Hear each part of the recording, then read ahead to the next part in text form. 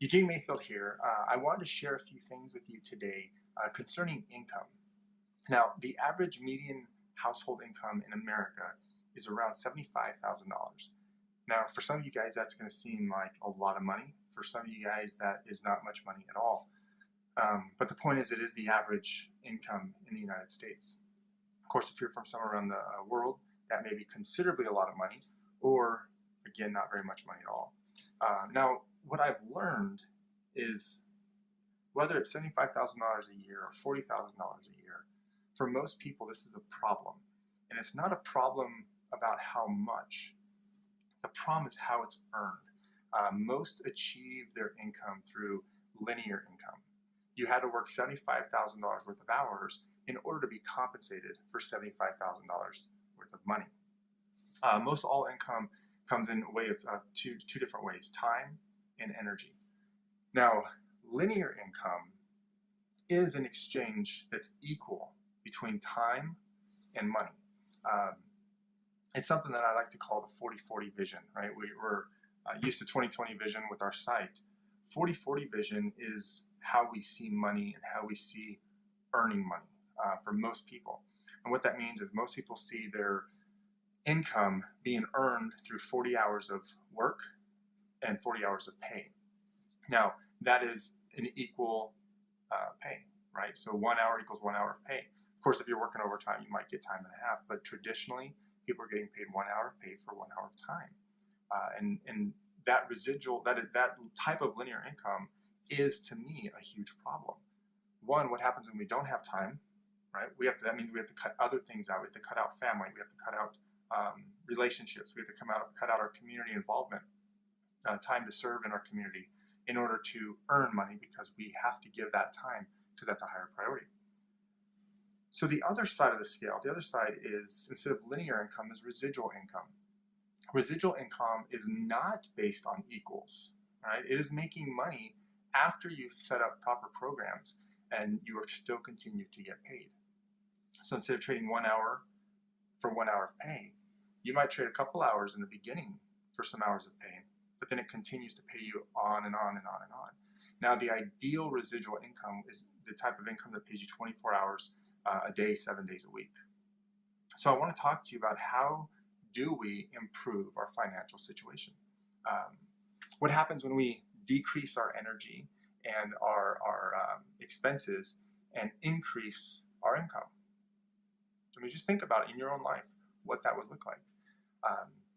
Imagine if you create an income that is different than linear, right? An income that is based on residual income. Residual income begins to exclude work. Now, what do I mean by work? Work is time away from home, right? It's 8 to 5 hours, working 8 to 5 every single day. It's having a babysitter or taking your kids to daycare. It's not getting to raise your own children. It's having to buy gas to get to work, or for some of you, riding a bus or getting a ride, carpooling. It's the extra time in the car. You know, if you're spending half an hour driving or an hour driving one way, that's a couple extra hours that you're not getting paid for. That is the difference between linear income and residual income. Now, the average American, I'm going to give you a little bit of stats here. The average American household debt for last year in 2015 was over $132,000. $15,000 of that was in credit card debt. Now, the average household is paying $6,600 a year just in interest alone. Now, debt has been growing and growing and growing. Why? We're going to talk about that in a second. And here's one of the main reasons. The rise in cost of living has outpaced income for the past 12 years. Median household income has grown 26% since 2003. Okay? However, household expenses has outpaced it significantly. Take in consideration medical costs. It's gone up 51% in the last 12 years. Food and beverages have gone up 37%. Plus, if we're going out and dining, then we're paying a tip on that as well. So we're even tipping higher because of the increase. So our 10, 15, 20, 25% tips are now increased that 37% as well. So look at this first image here. I want you to look at this. This is a graph showing nominal income versus cost of living. Now you see that it crosses at the end of 2007. This was, of course, we know the economic collapse. Now the incomes at this time went down, but costs continue to rise. Cost of living has increased 29% compared to 26% of income. That is a 3% deficit. That means in the past 12 years, we have gotten 3% poorer as a nation. At the same time, people have not been decreasing their expenses to match that 3% or even more. So we're continuing to go further and further in debt. Now look at this next image. This one is the real household income versus household debt. People were on the rise of debt during the crash. We see that here in this graph. And for even a couple years after. It has gotten better, but it's still greater than the household income. It's dangerous. It's a dangerous place for us as a nation and even throughout the rest of the world. Consumers are paying $2,500 a year on credit card interest. Think about that. We don't have enough money to buy what we're wanting to buy. So we're already living below our means. Then we go out and we spend money on credit cards, right? Spending on money on things we don't have and using money we don't have.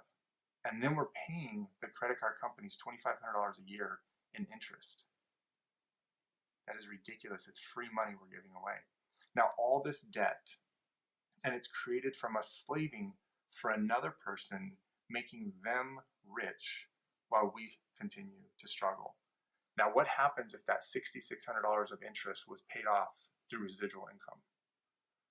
What happens if our mortgage payments of $600, $1,000, $2,500 was paid off by monthly residual income that doesn't require an exchange of time or money in a linear fashion? The average American household mortgage, since we're talking about mortgages, last year in 2015 was $172,000. $172,000. Just imagine if that was being paid off every month, one of the largest expenses any American has, and that mortgage is being paid off by residual income. It's going to change some people's lives. What happens if our monthly expenses were paid for not by a company that we work for, but a residual monthly income that we run? That sort of time and freedom is what helps us. Now, I've always defined wealth as unrestricted time. I'm going to say that again. I define wealth as unrestricted time. This means unrestricted time is any time that I have that's not managed by someone else or being controlled by someone else. It's not that 8 to 5 that I'm working for an employer and they're telling me what to do. This is the time that I have created or earned or have that allows me to do anything that I want. Now, having that sort of wealth is difficult for many people because they're strapped by an 8 to 5 job and strapped by the bills and strapped by all this debt. Now, this unrestricted time affords me a better quality of life with my spouse, my children, my friends, my church, community involvement, focusing on my health, and all sorts of things. So really, I want to encourage you to find ways to build your financial security through residual income. Now, I'm working with a couple systems that are doing just that. They're amazing. They're fantastic. I'm excited every day to wake up and check my inbox to see how many leads I've gotten or how much money I've made. But my vision is to be able to spend time with my family, work on my farm. I have a project truck that I love working on. Just getting to simply enjoy life. And I'm beginning to do that, and it's exciting. If you want to learn more about how I'm doing this, then right below there's going to be a link that you can click on to go ahead and see the strategy and system that I'm using. I look forward to connecting with you. And again, if it's not my system, that's fine. Any way that I can support you, I would love to. But find a way to get out of this linear rat race where we are trading an hour of our time for an hour of pay and get into the world of residual income. So hopefully this was helpful for you guys. I encourage you to subscribe to my YouTube channel, friend me on Facebook, and let's connect.